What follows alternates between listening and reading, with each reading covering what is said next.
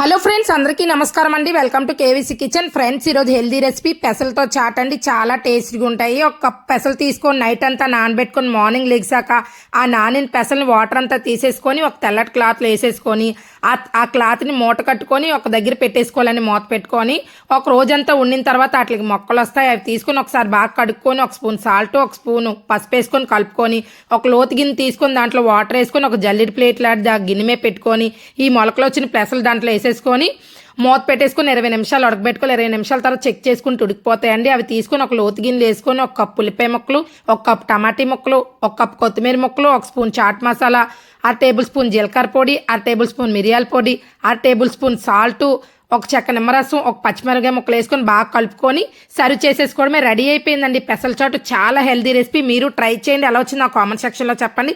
నా వీడియో కనుక మీకు నచ్చినట్లయితే నా channel like, share, subscribe. Thank you for watching.